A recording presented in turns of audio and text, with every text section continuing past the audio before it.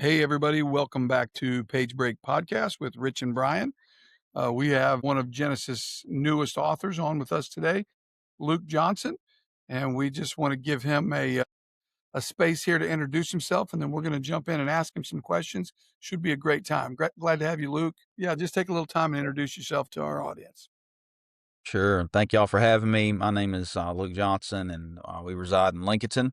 I pastor the Highland Drive Church, and been married for almost 23 years, and God blessed us with 5 children. So yeah, Luke, you and I connected, what was it, probably back in, I don't know, 4 or 5 months ago or so, I would say. And you reached out to us about a book that you had on your heart, and you felt that needed to be out there for people to read, and that it could touch some lives. And obviously it's already touched a lot of people in your community that know the story. The book is titled Heartbreak to Hope, Landen story. It's about your son who had a very rare disease or complications, from birth. So why don't you kind of go ahead and just give a summary of how this all happened, and with Landon, and how you guys just kind of overcame the just everything that you've been through with the doctor visits and all the stuff that you had to go through. Just give the audience some insight there. Yeah, when Landon was born, he was our second born. Braden, our oldest son, came first, and then we had Landon 2.5 years or so after that. And he was small at birth. There was no complications or anything like that during the pregnancy. He was just very small, and which created some concern especially when he didn't start growing. And and so that led to one visit after another, and eventually at 6 months they diagnosed him with primordial dwarfism. They're known as the littlest people in the world, and we had no idea what that was, what that meant, but it changed everything for us as young parents, because then it's looking out or reaching out to experts and trying to find where do we go, because nobody knew anything about this. And so that we ended up going to Delaware, AI DuPont in Delaware, and they helped us navigate this journey because they were the leading experts at that time. And we found out through genetic testing that Landon had something called DNA ligase 4 deficiency, which is what caused his small stature. But another complication is that they believed it would cause immune failure at some point, but they just didn't know because there were so few. Landon, when we found out his diagnoses, we knew of 11. They knew of 11 other kids in the world that had this genetic makeup, and so they just told us he was helping write the books. We don't know what to say, or we're going to navigate it together. And so we just from there we progressed and just watched things, monitored things, consistent doctor's visits. And then when he was about 3 years old, he ended up in the hospital with what would lead to us understanding more of what potentially was laying ahead down the road. And that's when we were told shortly after those hospital stays, because it happened a couple of different times, that Landon would likely need a bone marrow transplant at some point to give him the best shot for survival, because his immune system was going to at some point fail.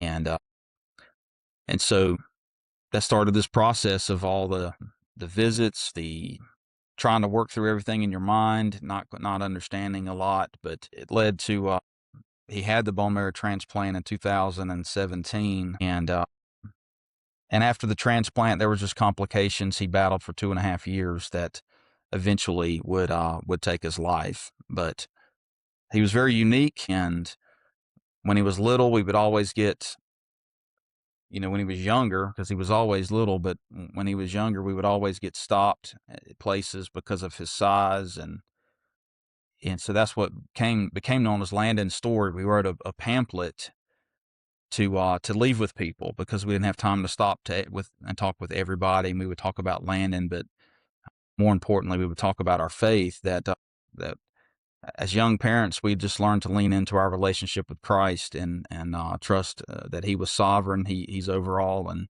He's in control. And all we knew was to trust Him, because we couldn't figure it out, and we couldn't handle all the emotions we were feeling. And so, and He's continued to sustain us since his passing as well. Yeah, Yes. So that would be when I read through the manuscript and watched some of the videos and things, you talked to Brian when you started this process, so I was kind of a bystander in all of it. But one of the things that I wanted to ask you about just when we were, preparing for this podcast, seems like a lot of times when someone has an illness like this that's so rare, and I actually had a friend who had a rare illness where there was just a few in the world, and he ended up passing.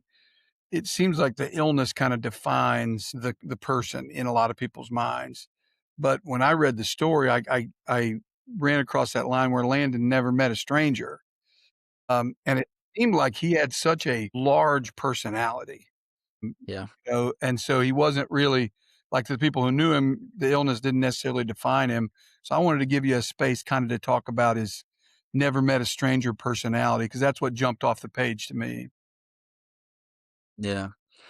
Well, look, I mean, Landon he was the life of every room he was in. Look, he was the smallest person in every room he was in, but he was the life of every room. Landon was strong-willed. Man, he was a little fireball, which would help him in this medical fight. It definitely helped him because he fought hard. But maybe even stronger than that, he was deeply compassionate and relational. We had people walk up to us, and I think I do share this in the book. We would have people walk up to us out in Walmart or a store we were in, and they would say hey to Landon and not say anything to us. They would say hey Landon, and they would keep walking. And me and my wife would stop and like, do we know them? And we didn't. But they were somebody that Landon had talked to when we were out and about. Um, because he just had this personality. He loved people. We've seen him go up to complete strangers if he would notice they were sad or he could just tell they were not having a good day. He would walk up and let them, ask about their day, and then he would tell them he would pray for them.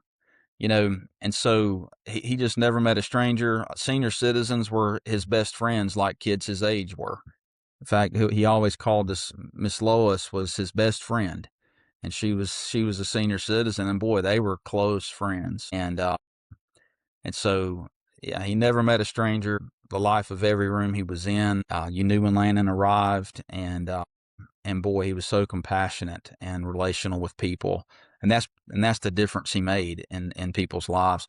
I had Makia, a good friend of ours, attends our church, sent me a picture recently that popped up in her memories, and it was of Landon when she had Landon and her son Zane were buddies, and she had them for the day, and they went by Zane's grandmother's house, and the picture was of Landon praying with Zane's grandmother. Special picture, but he just touched everybody because of that personality that God blessed him with. yeah. That's great. Describe to our listeners, how did Landon personally deal with, just his what the hand he was dealt? How did he take it from the get-go? Was there, obviously some growth from, a personality or understanding standpoint from the time he understood things from the time of his passing, but just kind of give the listeners some idea of how he accepted what his life was. I mean, there were early conversations, when he was old enough to understand, and you begin recognizing, I'm different. Again, he was very small, and there were questions he would ask, that about his growth, or am I gonna, get taller, um, or he would say something like, Daddy, I want to be big like you are, and we would help him through that, and it was never this like complaining. It was just kind of wondering, you know. I never remember him complaining about his circumstances, but he would have questions about, what his life was like and his size and I always told Lane, I said, buddy, you're big in Daddy's eyes, and encourage him.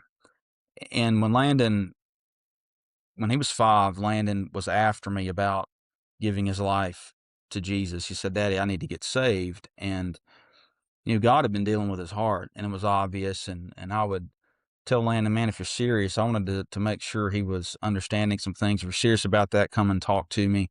And that went on that all that week. I can't remember exactly how many times, at least two or maybe three. And later that week, we were traveling to be with Amanda's dad, who was having surgery. He had been diagnosed with cancer, and on the way home, he speaks up from the back seat and says, "Daddy, I need to get saved." And that night, Landon accepted Christ as his Lord, and you could tell in a 5-year-old how the gospel took root in his life. And from then he always had this large personality that I just talked about, but from then there was this really, really mature perspective of life and faith and people that he lived with. And he began asking people when we were out, are you a Christian? And he would start witnessing, whether you were older, younger, he would start witnessing to people about Christ. And there's people that I just baptized earlier this year that are a result of Landon's witness. And they wanted me to tell everyone the impact Landon had in their life. But his faith is what, when he gave his life to Christ, faith shaped his view of everything. And Landon prepared us as parents for his passing with things he would say that were beyond his years about heaven and about the Lord and faithfulness. Landon never, throughout the whole journey, all the pain, the stuff he went through, you just see how God strengthened him and sustained him through all of that, mentally, emotionally, physically. He had his moments, but boy, we just saw an example in a 7-year-old when all of it started of faithfulness that we don't see often in adults. It was inspiring. Yeah, Yeah, that's phenomenal. yeah, the story is such a powerful one. I did look I did read something in there where there was some specific verses or a specific verse that kinda, really became a motto for your family and help can you talk about that a little bit? Sure. When Landon got diagnosed, I mean, you can imagine young parents in their 20s. Boy, we were devastated and all kinds of questions you have, and sometimes when you grow up in the church, you have this idea that I think is unintentionally, maybe a message that is unintentionally propagated, is that you come to Jesus, everything's going to be okay. And so we wrestled early on in our minds about everything that happened. And when Landon was diagnosed at 6 months old, we began wrestling with that. I was working at Chick-fil-A at the time, and I got home from work one day, and I had gotten an email from a corporate executive that I had to respond to about something, and she signed the email with Deuteronomy 31 and verse 8. I never seen a corporate executive from Chick-fil-A sign their email with a Bible verse before, and after her, I never saw another one do that. So I just, I just believe God was comforting us with His word. So I looked it up because it was so unique to me. I'm like, I'm gonna see what she sent. And Deuteronomy 31:8, it talks about how the Lord will go before you, the Lord will be with you, He will not leave you nor forsake you. Fear not, neither be discouraged or dismayed. And that became, it's like in that moment, it's like, wow, we don't have to be discouraged. And we have a God who's faithful, who's with us. This didn't surprise God or catch Him off guard. And so we just learned through that verse to rest in His sovereignty, and it became our anthem for the next, it still is. I mean, it's hanging in our kitchen today as a reminder of God's faithfulness and the comfort that His word provides. And so that's where that verse came from. And Landon's verse that I talk about became, he was struggling. He was not feeling well, and having a hard moment. And I went to his bedside and I said, buddy, I said, Proverbs 17:22 says, a merry heart is like good medicine.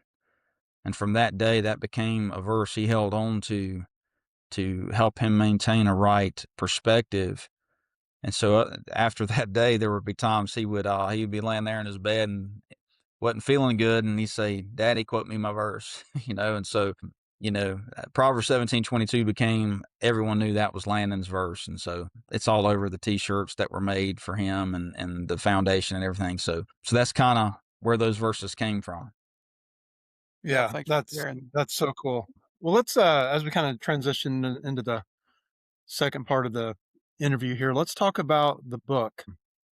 Kind of take us back, to when you knew, okay, I've got to write this story. You obviously you lived it, in your mind you've got it, you've got it in your head how maybe you want to portray it or how you want to tell it, but just go through the writing process and, did you find it I know some people when they talk about writing a personal story, like this, where you're dealing with a battle, it's sometimes it's almost like therapy. Sometimes it's like you're just getting it all out there, and sometimes there's anger involved as you're writing. There's frustration. There's why, questioning why is it like this for him, for us. So just go through that beginning part where you decided I'm going to write this story and talk about just getting the manuscript done.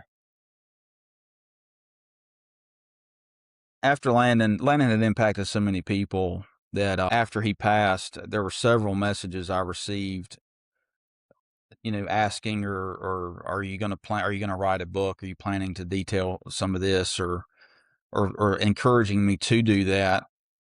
And early in the grief process, there was no way th- you know, I didn't want to.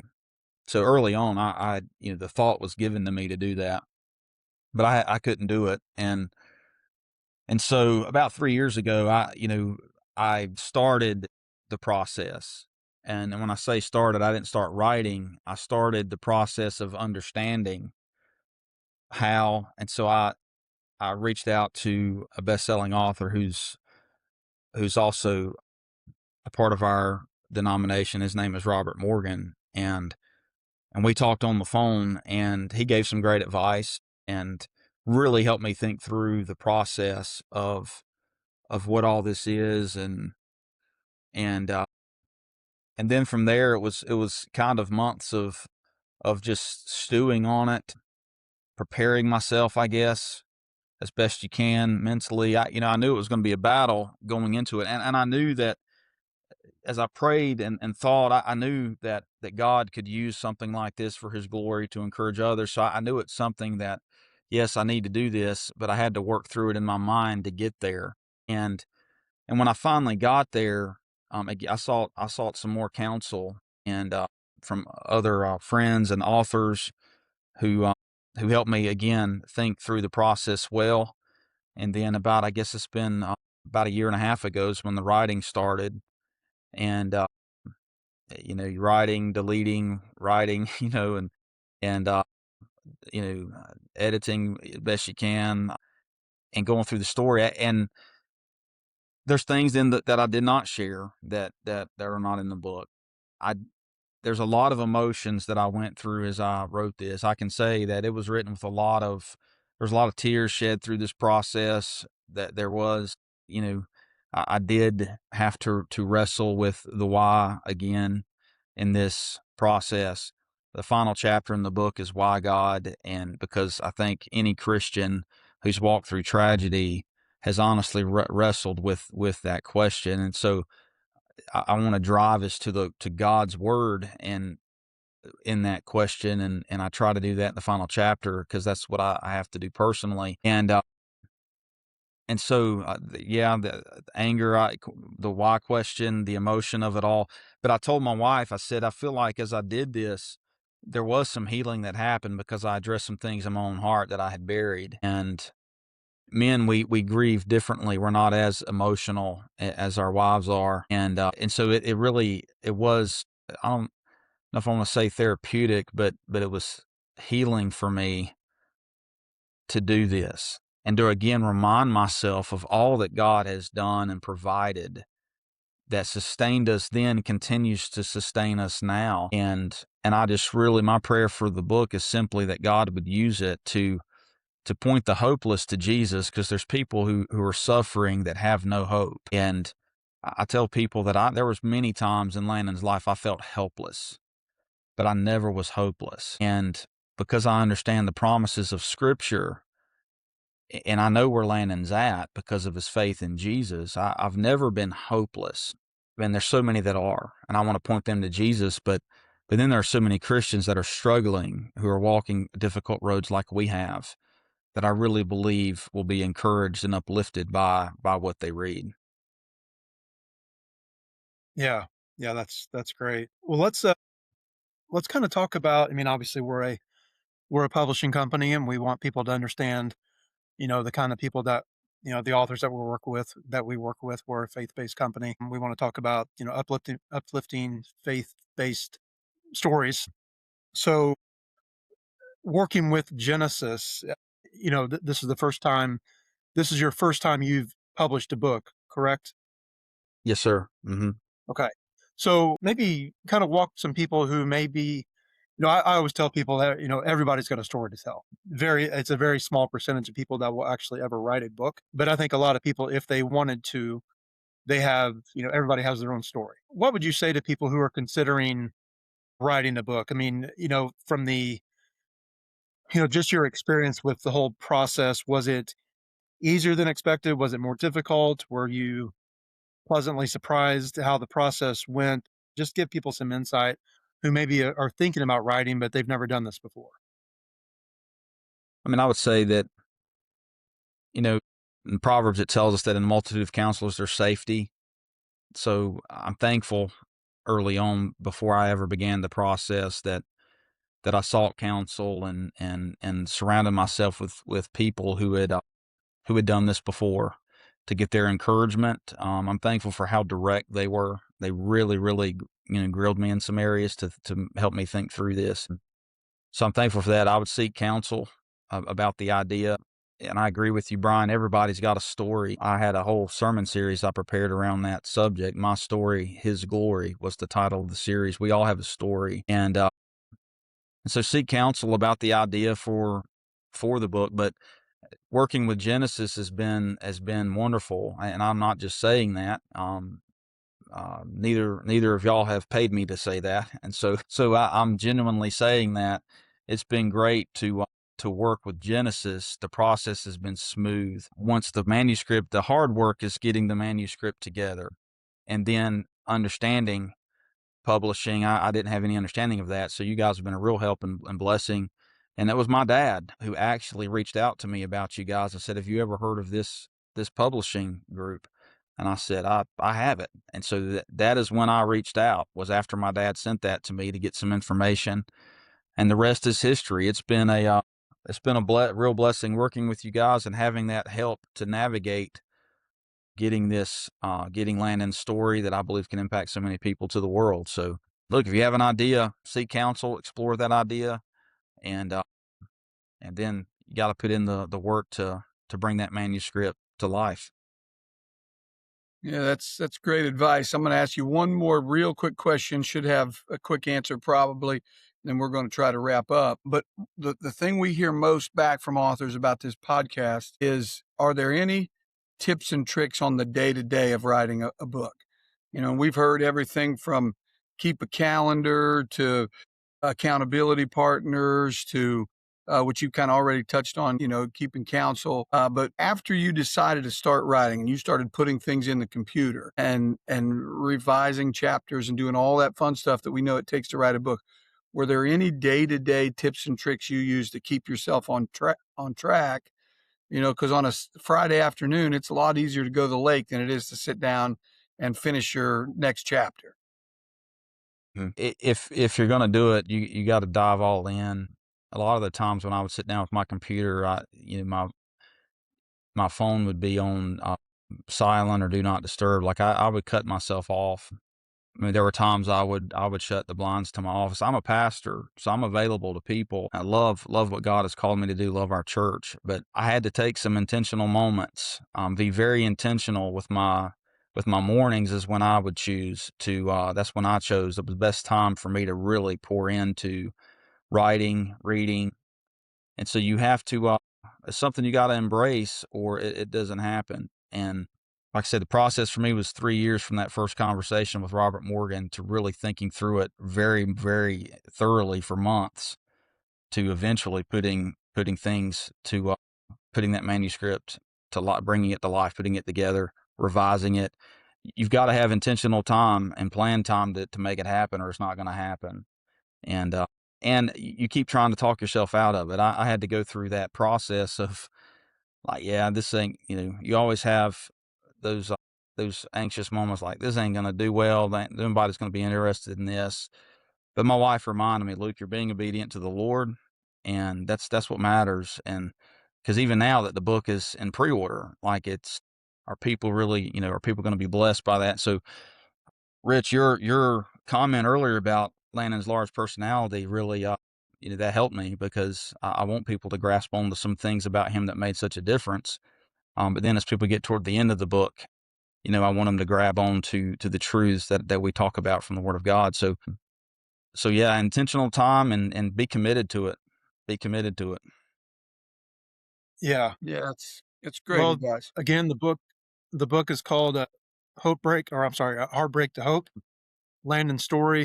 It is available, like Luke said, for pre-order right now, Amazon or wherever you purchase your books. I will say, we actually just talked about this pre-show. If you do go to Amazon and do a pre-order, it's going to say that the book will be delivered in December. That is not correct. That is an Amazon. What was it, Rich? A protection, Safety measure, yeah, for new safety items. measure to make sure that it's not a.